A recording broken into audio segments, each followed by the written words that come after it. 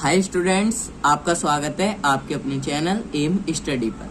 आज हम करेंगे एक्सरसाइज 7D के बचे हुए क्वेश्चन। तो क्वेश्चन नंबर 6 हमारा बचा हुआ है, इसे हम करते हैं। तो देखते हैं क्वेश्चन नंबर 6 में हमें क्या दिया है। इन्वोल्यूट शब्द के अक्षरों से अर्थपूर्ण या अर्थहीन प्रत्येक 3 स्वरों तथा 2 व्यंजनों वाले कितने शब्दों की रचना की जा सकती है। अब अर्थपूर्ण का मतलब होता है जिनके अर्थ हो पूरी तरीके से, और अर्थहीन का मतलब होता है जिनके अर्थहीन हो, मतलब कि जिनके अर्थ कम हो। अब इसमें से प्रत्येक में 3 स्वर दे रखे हैं और 2 व्यंजन दे रखे हैं, और ये इन्वोल्यूट हमें शब्द दिया हुआ है। तो सबसे पहले हम लिखते हैं इसे हल करने के लिए हल। फिर हम लिखते हैं कि दिया है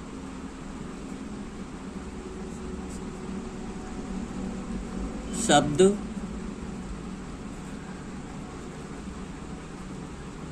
इन्वोल्यूट, दिया है शब्द इन्वोल्यूट, ठीक है ना।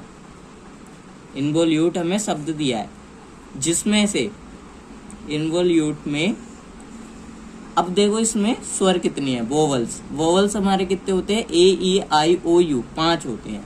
अब इसमें कितने हैं शब्द में, 1 2 3 4। तो इन्वोल्यूट में स्वर हैं 4। अब देखो हमारे जब 4 स्वर हो गए, अब इसमें व्यंजन कितने होंगे। तो व्यंजन हमारे होंगे, ये जो है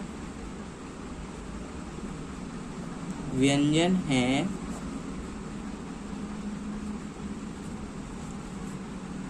1 2 3 4, 4 व्यंजन है। कौन कौन से व्यंजन है हमारे, एन वी एल टी।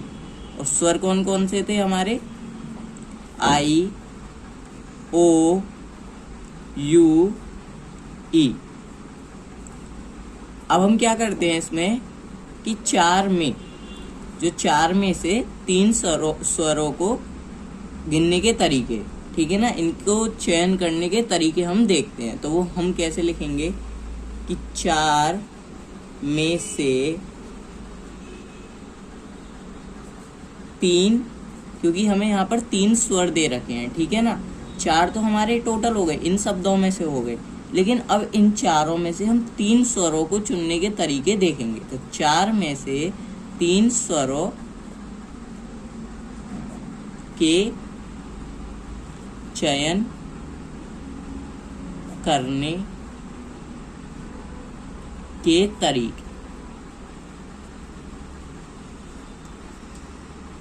तरीके, ठीक है ना।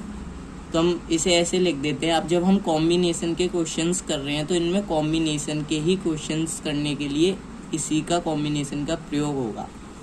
तो 4C3, ठीक है। अब देखो 4 में से, अब हम व्यंजन के लिए देख रहे हैं, 4 में से 2 व्यंजन हमें दिए हुए हैं, 2 व्यंजनों के चयन करने के तरीके,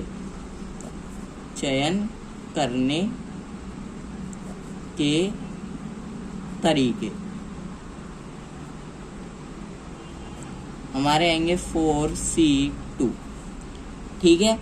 ये आ गए। अब हम क्या करते हैं कि स्वरों के चयन करने के तरीकों की और व्यंजन के चयन करने के तरीकों की गुणा करेंगे। तो हम यहाँ पर लिखते हैं कि अतः 3 स्वरों तथा 2 व्यंजनों के संचय की संख्या।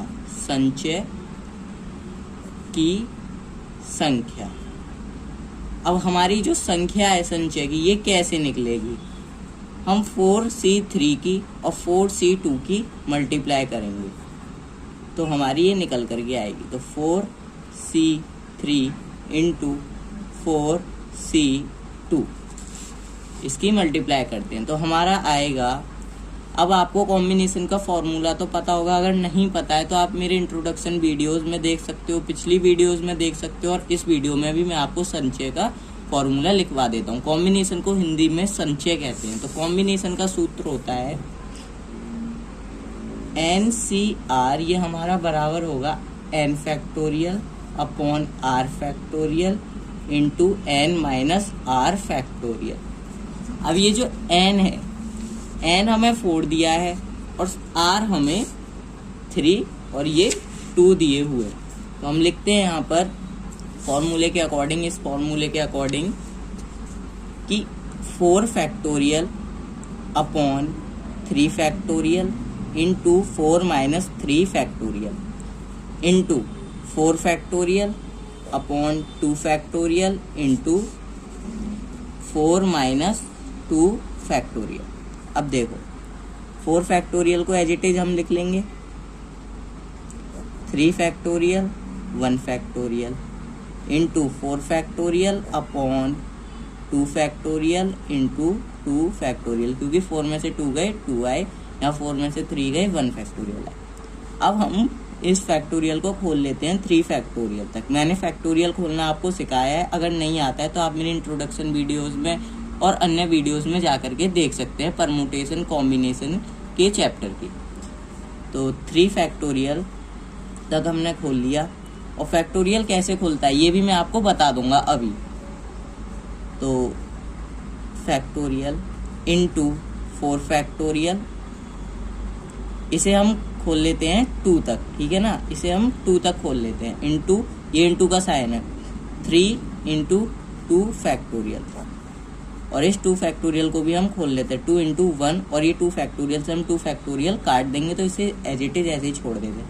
तो 3 फैक्टोरियल से 3 फैक्टोरियल 1 बार में, 2 फैक्टोरियल से 2 फैक्टोरियल 1 बार में, 2 से 4 2 बार में, तो 4 बचा, और 1 की हम मल्टीप्लाई करेंगे तो 4 ही आएगा, इंटू 2 3 जा 6 हमारा बचा। अब 6 हमारा बचा तो हमारा क्या आएगा 24। तो ये तो हमारे यहाँ 3 स्वरों तथा 2 व्यंजनों के संचय की संख्या हो गई।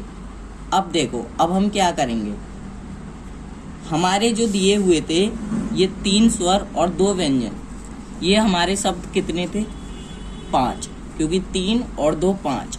अब हम क्या काम करेंगे इसमें कि हम लिखेंगे इसमें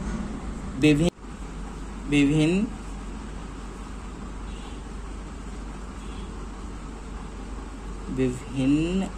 शब्दों की संख्या, विभिन्न शब्दों की संख्या, ठीक है,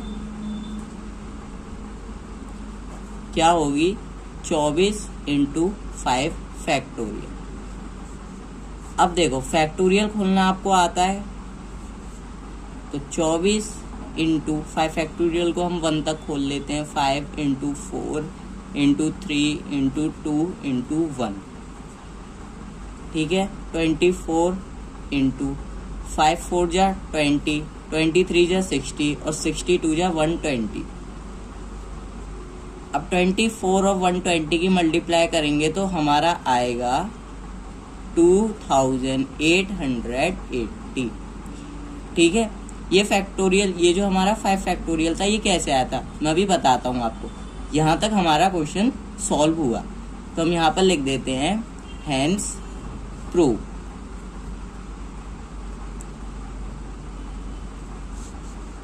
हेंस प्रूव।